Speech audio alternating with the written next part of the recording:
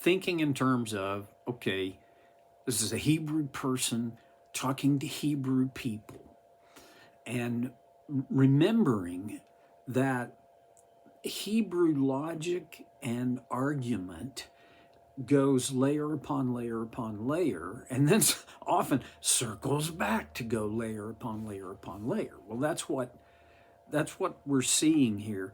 We're in Hebrews chapter 4, and back in verse 3, we talked about this last time. Now, we who have believed enter that rest, just as God said, so I declare on oath in my anger, they shall never enter my rest. The point is, the very same rest that God swore on an oath in his anger that they would not, the children of Israel who rebelled in the wilderness would never experience, we will. Okay. And then he goes on, so I declared on oath in my anger, they shall never enter my rest. And yet his works have been finished since the creation of the world. Well, on one hand, yes, the work of creation, he finished it in 6 days. And on the seventh day, that's where, verse 4, for somewhere, like we have the book of Exodus. I think that's what they had. For somewhere, he has spoken about the seventh day in these words. On the seventh day, God rested from all his works. Just thought of this. I don't think it matters much, but if God rested from all his works, and all meaning everything,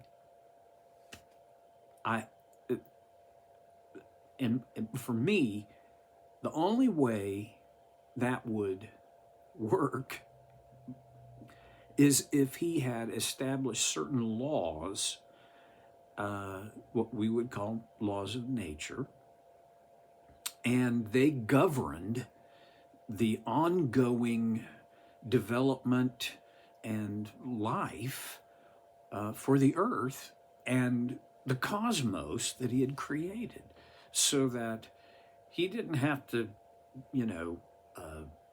do this or that or this, keep that going, do that. As I say it out loud, I'm thinking, this really doesn't matter, except it, well, okay, moving on. Therefore, since it still remains for some to enter that rest, and since those who formerly had the good news proclaimed to them did not go in because of their disobedience, God again set a certain day, calling it today. This he did when a long time later he spoke through David, as in the passage already quoted. Today, if you hear his voice, do not harden your hearts. Okay, there's a couple of things that are worth re-talking about. First of all, here they are, the two things. One is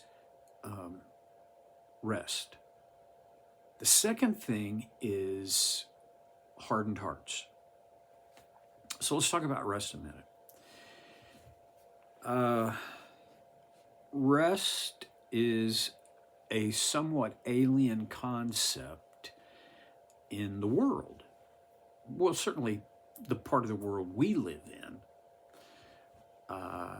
There are certain parts of the world where rest is still part of the culture. We had the privilege of visiting Italy briefly because of a gift to us and all the other new international affiliates, which is the group that is our, what would I call it, our mothership for Open Door Libraries. And one of the things about Italian culture is in the middle of the afternoon, after lunch, everything pretty much slows down to a no, stop. The only things that are open are like cafes where you and the point is you go there to sit down, have your whatever, and and you don't have to get up in 15 minutes. This was a very alien thing to, and would be, I think, to any American or Westerner. The mantra that I think prevails is do more, do it better, do it more efficiently, and do it faster. Pedal harder. I see it all around me. And wasn't that many years ago that I was in that where, you know, the point was you're not getting enough done and you're not doing it fast enough. I'm not there anymore. I don't know how to say it. I'm less busy. I'm less active than I've ever been in my entire life. I have more discretionary time than I've ever had. And there are things about it I like. There are things about it that I don't like that much. I'm retired. I don't even want to be retired. I'm caught here though, because I don't really want to work 40 or 50 hours a week. But I don't really want to be retired. It's a weird thing. What I will say, though, is my life has more rest in it than it ever has. Here's something I've noticed. When the majority of your life is activity, you starve yourself from rest. And then your all of your systems, emotional, physical, spiritual, they are drained and they're reduced in their capability. Well, yeah, they can't perform up to the level we need them to when it's all activity. And okay, but when there's no activity, okay, we've got the balance shifted out of balance in the other direction. But we need rest. And where I am is a privileged position that I can rest when I want to. And when I rarely have commitments that I have to engage with, I get to choose. And it wasn't that way. And it's not that way for the majority of the people in the world I live in. Okay, so, gosh, I really went down the rabbit hole there, sorry. Here's the deal, though. Most people in our world, in the West, are not deprived of activity. They're deprived of rest. I read that Americans, like 70 or more % of Americans are sleep deprived, meaning it's not that they don't sleep, they just don't get enough sleep. Yeah, I get it. So what about rest? I think we as followers of Jesus need to contemplate our level of activity and level of rest. Because if they get overbalanced in one way or another, one side to the other, we are not going to be available to do our best with what God has put at our disposal.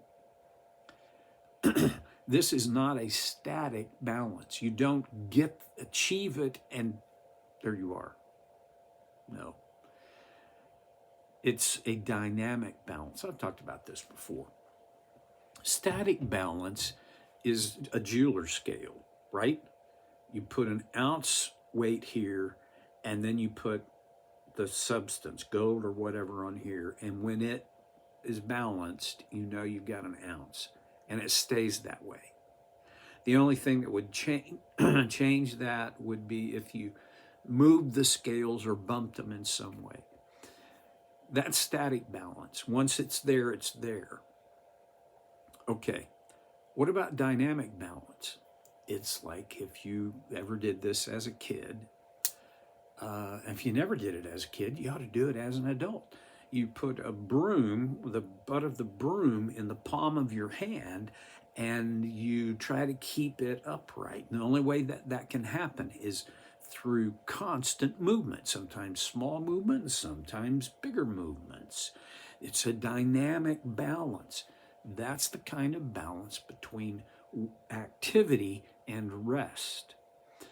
God says there is a rest that he has ordained and designed for his people. The perfect kind of rest. And it can be entered into. How do you do that? Well, I can tell you one of the ways you don't do that, and because that's where the Hebrew writer goes next. He says,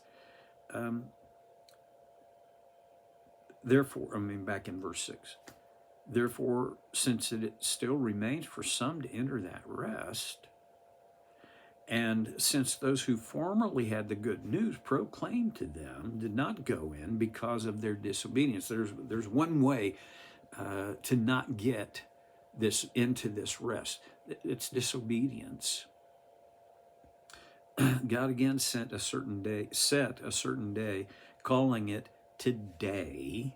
In other words, what he's saying is we're working in a context of now, not then, back then, and not then, forward then. We're talking about now.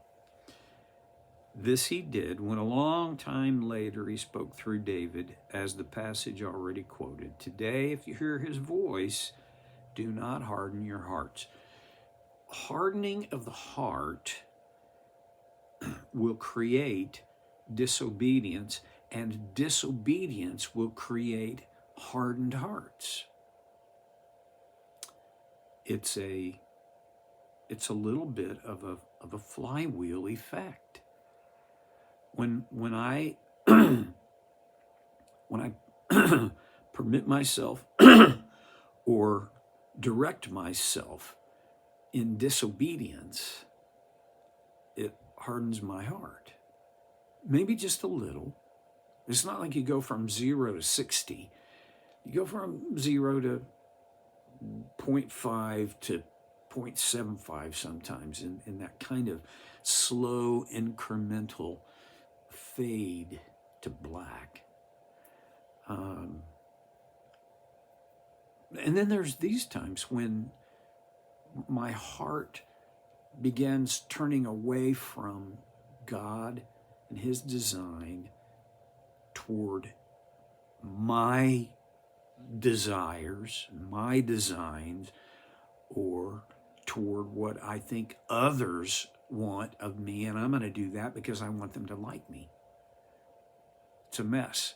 When that happens, disobedience then becomes a whole lot easier. It becomes more default.